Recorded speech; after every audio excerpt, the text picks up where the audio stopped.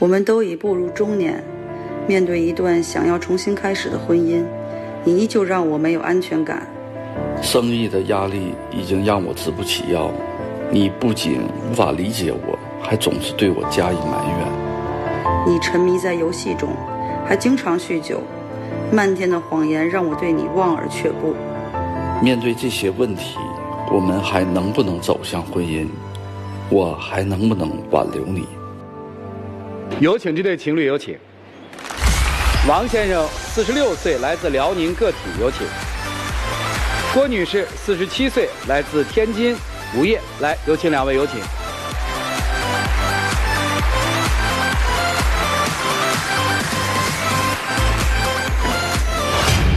欢迎两位哈，曾经都有过婚史是吧？对。对，有孩子吗？有。孩子跟谁了？我有一个女儿，不到10岁，跟我，然后我和我父母一起住。方便问上一段是因为什么离开的吗？就是感情不和吧。然后琐事太多。您呢？我离婚能有5、6年了吧。有孩子吗？有。孩子跟谁？孩子跟他母亲。啊，两位怎么认识的？邻居介绍的。我这朋友正好是他家邻居。恋爱谈了有多久？10个月。现在这10个月下来是您想分开？对。您想继续？我不想分因为为啥呀？为啥想分呢？这个人现在对我一点责任感都没有，而且满嘴的谎话连篇。我跟他在一起一点安全感都没有。我们两个认识的时候呢，我是自己带着孩子和我父母在一起住，就是生活也挺难的。然后邻居呢，就是给我介绍了他，然后我就说他这个人呢，经济条件比较好。而且呢，父母都不在了，就一个人在天津。我的感觉就是，他可以全心全意对我们母女好。然后就试着交往一下，因为我离婚时间也不算太长，也是有顾虑，但是邻居说你还是试一下吧，然后我就跟他试着交往一下。开始的时候呢，还确实挺好的，也挺谈得来的，对我们娘俩确实也挺好的。出去吃啊，还有玩啊什么的，也挺舍得花钱的。然后在我们确定这个恋爱关系以后呢，也是打算以后就是奔着结婚去的。然后他主动的跟我说要给我们娘俩生活费，1个月是给我不到6000块钱，这个是他自己承诺的，不是我要的。然后大概是有半年左右吧，就找借口就不给我这钱了。然后我就质问过他，我说你为什么这个钱不给了？当初你承诺的挺好。现在这个钱不给不是有原因的吗？这不现在店儿停业状态吗？对不对？我现在也没有收入。但是我没有看到你的努力呀，你没有去挣这份钱呢。没钱就不能过吗？我看到的要是你的努力，你没有去努力挣这份钱，那你当初就不要给我承诺。行，我特明白啊。您可能是因为离异带孩子，对，所以邻居是好心，对，想给您找一个能帮衬家的一个男人，是吧？没错，没错。所以对您来说，帮衬这件事儿大于感情，能这么理解吗？肯定是一个重要的一个条件。行，您心里是不是比较委屈？是的，一开始的时候我都是正常给他生活费的但是现在有一些原因嘛，我这个店儿现在关闭了嘛，现在我也没有收入所以呢这段时间一直也没给。我觉得这俩人在一起吧，有钱的时候就多花点，没钱的时候我们就少花点呗对不对？再说也不是一直这样，将来会慢慢会好的嘛，对吧？刚才您说他不上进，应该再去挣。这话里话外的意思是说，他不努力，他不上进。我们怎么理解一个？他不出去工作呀，40多岁一个男人，我觉得可以挣一份钱给我们那他现在在做什么呢？他现在什么都不干。也做过了一段时间，但是可能因为年龄大了嘛，血压也高，血糖、血脂也都比较高。去快递公司呢也干了过一段时间快递公司这个辛苦吧，可能就是有点没法用语言去表达。我回去我还不能诉苦。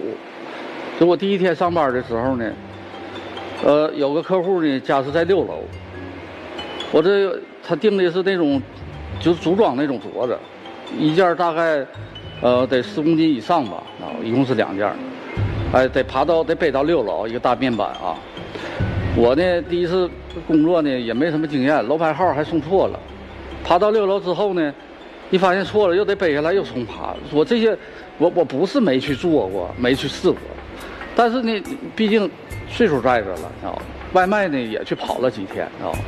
属实不适合我去做这些工作，知道吧？他就是好高骛远，以前自己做生意当老板当惯了，吃不了苦。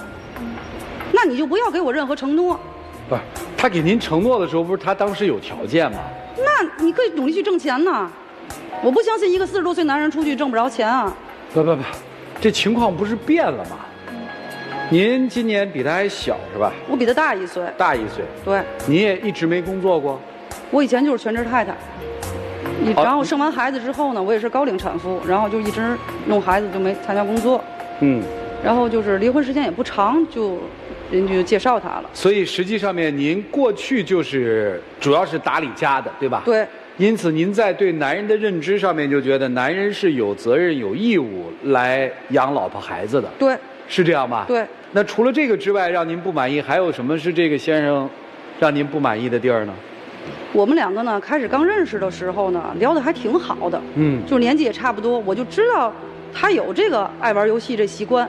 哦，玩游戏。对，然后他呢，也跟我提过，好像充过钱，因为是他以前的事儿，我就没太在意。我们两个在一起以后呢，我也问过他，我说你还充钱吗？现在，他说很少。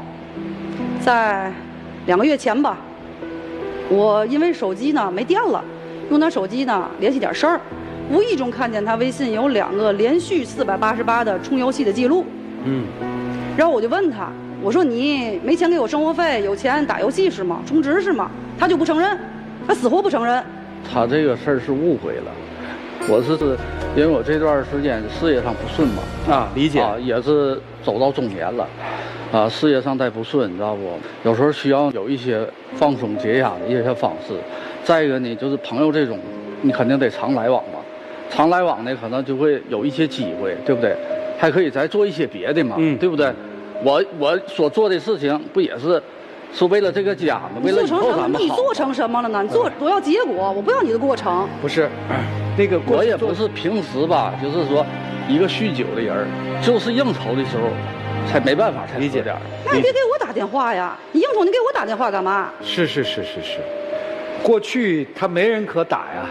现在他不是有一个人可以打了吗？我不觉得你也是我的依靠吗？本来我告诉过你，我对这个事儿特别反感。您过去做什么买卖呀？台球厅。理解了。那这不就是一个阶段性的吗？过去不就又都好了吗？我看不到希望。宽容一下呢？我看不到希望，这个人满嘴的谎话。他游戏充值这个事儿是肯定有的，他死活就不承认。您在跟女士接触的过程中，您觉得怎么样啊？我觉得吧。特别谈得来，可能说出来你可能都不信啊。我们都快50岁的人了哈，居然就是打电话聊天能聊一宿，而且我这么多年吧，一直一个人漂泊在外的，就是他是能打动我心那个人。他能打动您的心，对，是把我心给打开了，知道吗？所以我很珍惜这段感情。行，听明白了。您这岁数又跟父母住在一起，父母见过他吗？见过。看得上吗？不太满意。开始介绍人说的时候呢，我父母就听见他是外地人嘛。首先呢，涉及的就是一个房子问题。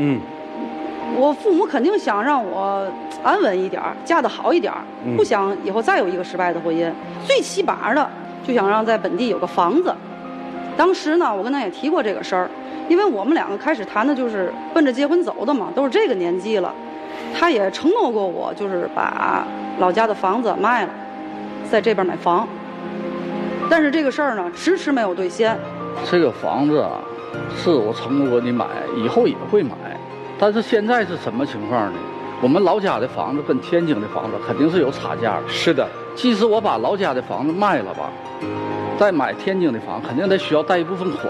是的，以前呢，店开业的情况下呢，付出这点贷款呢，再加上我们生活费是绰绰有余的。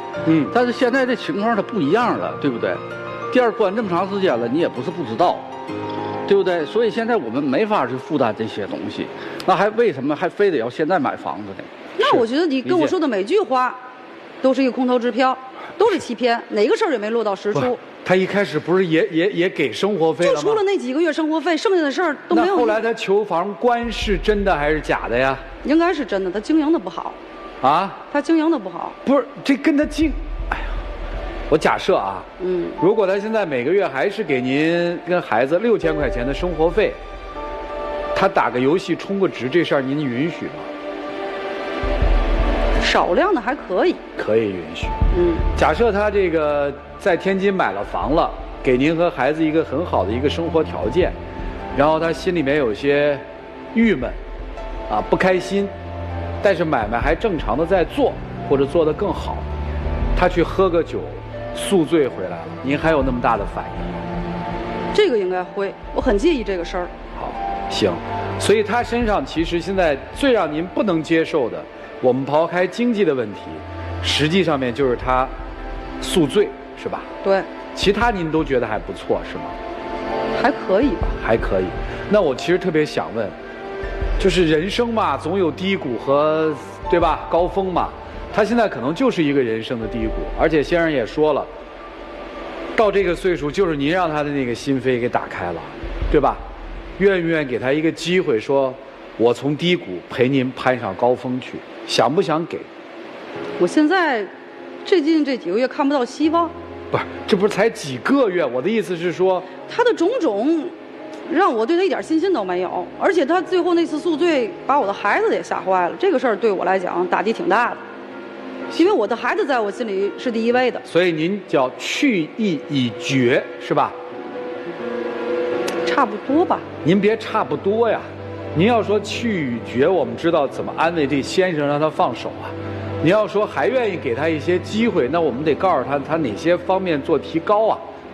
他就是现在就是这我说的这些方面吧，他如果要像您说的这样，再控制一下酒，我觉得还可以考虑一下。哦。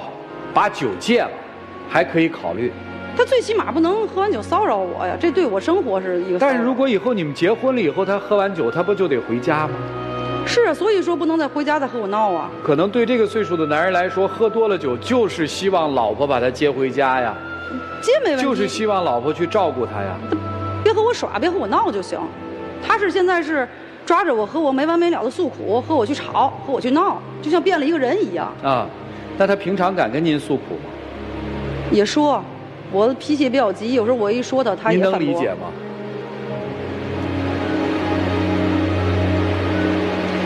可能能理解。您在结婚之前工作过吗？还是从来都工作过？对。做什么呢？在私企干过出纳。那还可以再干啊。现在我父母岁数大了，而且我妈身体不好。我爸都快80岁了，也需要人照顾。那您现在靠什么生活呢？现在就是如果离开他，前夫给孩子抚养费吧得？不多。不多。那就基本上得靠父母了，是吧？对。所以对您来说，可能婚姻最大的意义，在这个阶段来说是，给你们母女一个稳定的、遮风避雨的港湾。对您来说，那是最重要的，是吧？对。啊，理解了，那理解了。人家要求非常明确，很合理。你能给到我，我愿意跟你；你给不到，我又看不到希望，我就让你走。更何况您现在这个酒后还控制不住自己的情绪，因为我这段时间事业不顺嘛。理解，非常理解。之前我也不是这样，你知道吗？是理解。再一个呢，他就能克服吗？能克服一下吗？肯定能克服啊！我还是非常在意他的。之前我们一开始在一起时候呢，他很懂我。不是，人家不是说我难的时候他也会安慰我。是，您到这个岁数应该明白吧？顺风顺水不看人呢，顺风顺水的时候都是朋友啊，对吧？对。逆风逆水的时候才是见人性的时候。没错。您怎么看这个问题呢？我觉得他还是对我有一些误解。我觉得开导的话，应该是这么说。酒能不能先戒喽？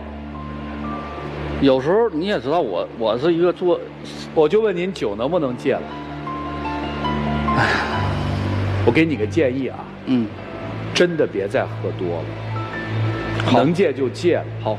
其实跟这位女士没有什么关系。好，把酒戒了。您想啊，您自己一个人喝多了。喝完酒以后，再有个不小心，再出点问题，是身边又没有人，多遗憾啊！对，咱不为别人，就为自己的身体，咱不喝了。好，以后把酒戒了。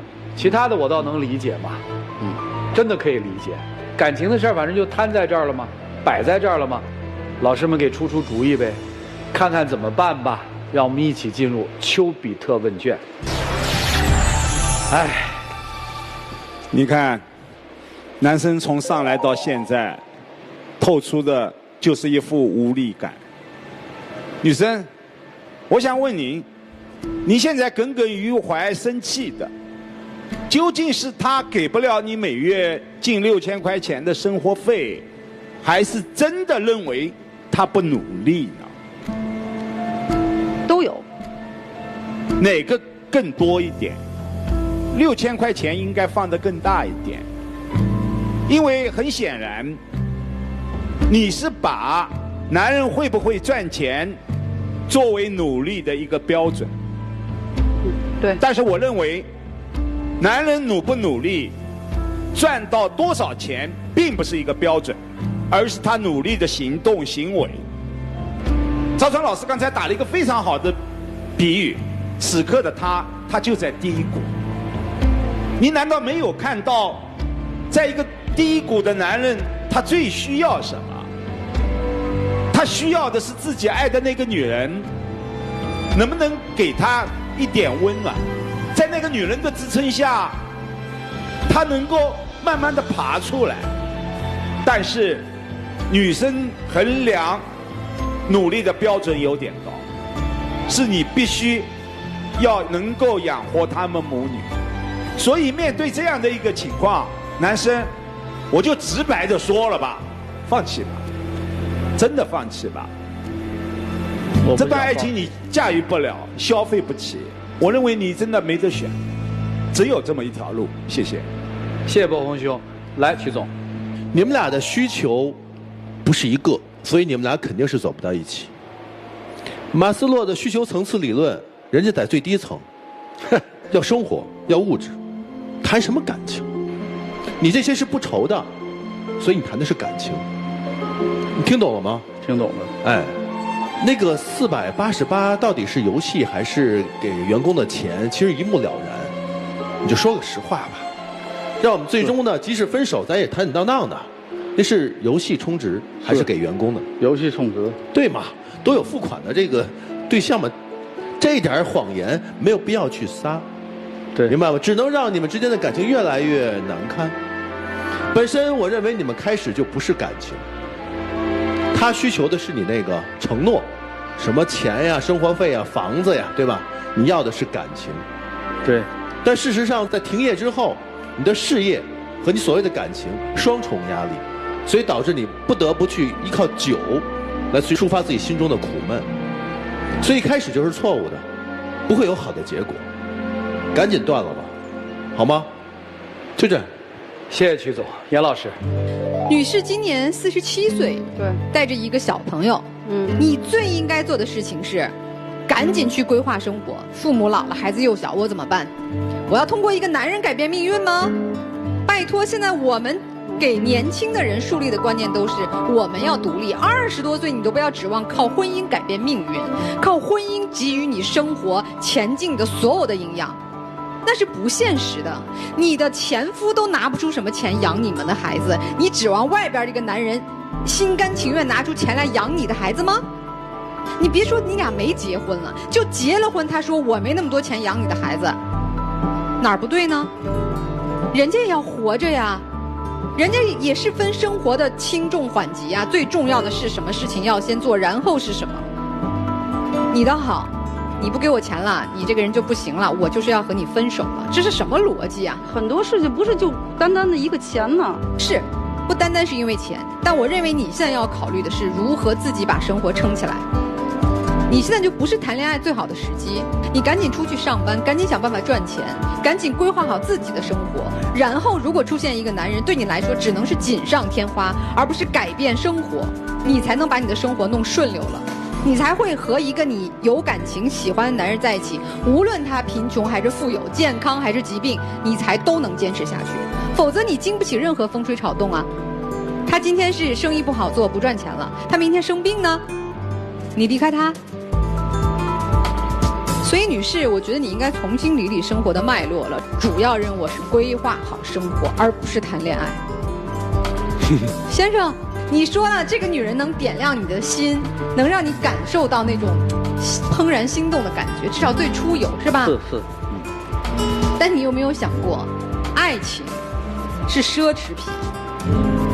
我们现在是否有平稳的情绪、良好的状态、稳定的生活，去拥有一份中年人的爱情？46岁，我不能把生活拧成一锅粥吧？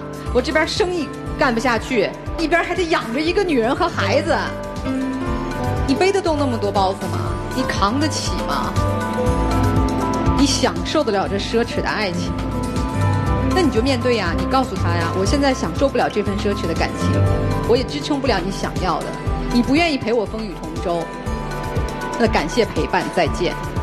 所以我觉得在这个时候，我们不要给自己的生活再加码，那只会让雪上加霜。什么时候你重新振作起来，你可以再去追嘛，你能给人家想要的生活，你再去努力啊。现在干嘛把生活搅成一锅粥啊？你轻装上阵吧，好不好？赶紧去看看生意是盘出去再开一摊儿，还是怎么整理整理？不要沉溺于游戏，不要去酗酒，把生活清晰起来，才是我们中年人应该面对的人生，清醒的人生。谢谢。谢谢严老师。米娜老师，当一个女人站在这里说你什么都不是，且表现得那么不可理喻的时候，起初我觉得女人有问题，后来我就在想，不对，这个女人再有问题，也不至于就是这么不知好歹的和不知自省的，认为自己有能力、有资格站在台上说这些话，除非这一切都是你给的，是你给她的信心啊。是你给他的，他不得不说这些话，因为你怎么都不肯放手啊，所以他的话越说越重啊。从起初他自己也知道做全职太太是很危险的，伸手找男人要钱，这样的日子是不牢靠的，因为刚刚从一段这样的婚姻里走出来。你一定说话不是这样的，最初也就是随着慢慢的他不给钱了，你从开始嘟嘟囔囔的抱怨，到后来有一点生气，等他喝了酒了以后，你把嘟嘟囔囔的抱怨和生气变成了斥责，然后你想分手，他在后头苦苦挽留，到最后你就变成了今天站在舞台上的咄咄逼人，每天都在用你的语言像小剑一样的刺他的灵魂，希望他要么自己醒悟变个好人，要么自己醒悟转头就跑，不要再来烦你和孩子们。不就是这吗？你不心疼他，所以你才会说狠话，才会把无理的要求变得那么有理由。他只不过是你在上一桩婚姻失败之后抓到的一根稻草。你想知道，我也还有人养。你害怕回到社会去竞争，并不是你没有能力，而是你害怕。你害怕跟其他人打交道，你害怕赚不到钱，你害怕靠自己什么事儿都扛不住。所以抓了一个男人，误以为跟一个男人一起就可以扛了，哪怕没有爱情。在接下来可能很长时间，我建议是不要恋爱，先让自己内心稳定一下，带好女儿，找一份工作干。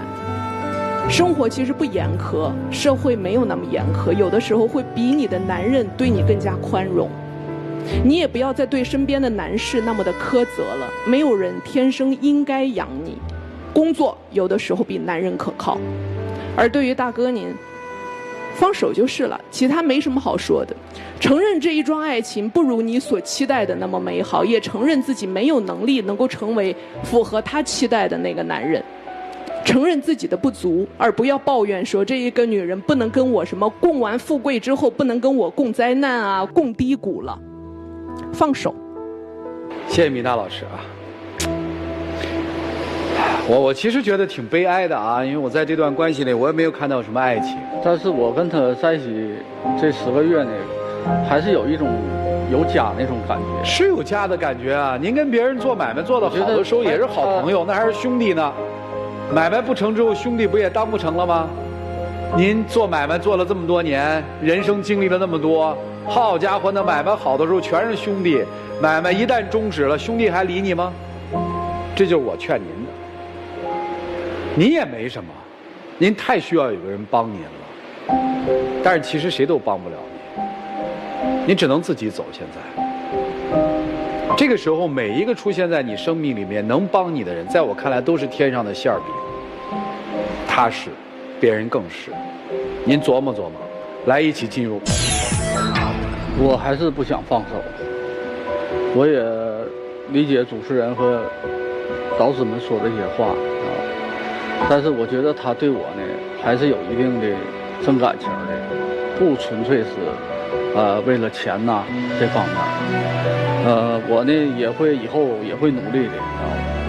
也会有东山再起那一天，知道吗？我希望还像我们最初认识的时候，无论什么时候你都陪着我，因为我特别需要陪伴。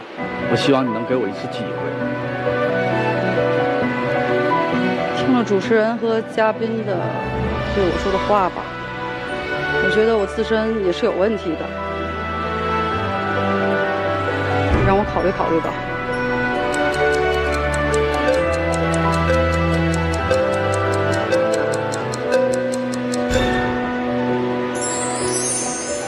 谢谢两位，请回吧。啊，请回，请回，请回。电视机前的观众朋友，欢迎通过精英 APP 天津 MTV 网络电视万事达手机客户端观看本期的节目。欢迎登录优酷视频、腾讯视频、搜狐视频收看节目的完整内容。登录抖音搜索“爱情保卫战”的官方直播间，并添加关注。我们已经在每天晚上8点到10点开通了直播，我们的情感导师会在线帮您答疑解惑，你们还有机会连麦他们。来吧，博红兄，预测一下。我的预测，女不出男出，难道还沉迷于那一晚上的聊天了？来，曲总，两个都出了。哎，我觉得男的还是挺执迷不悟的，男出女不出。来，米娜老师，双不出。来，咱们看结局啊！来，请开门。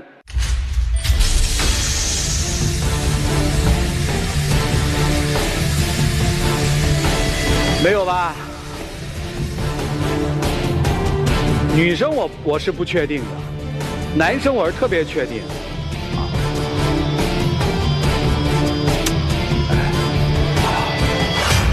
哎，我是为什么有那个自信？就是说那句话的时候，他怂了。我说您做了这么多年买卖，有买卖的时候是哥们儿，对吧？是家的感觉，他承认了。我说那没买卖呢？这本来也不是一段正常的感情。如果说他是有感情的话，他不正常。就告诉大家说，越纯粹的爱情才有可能长久，对吧？一旦爱情里面掺杂了其他的东西，那个基础垮塌了，哪还有什么爱情？所以别把爱情当交易啊，年轻的朋友们。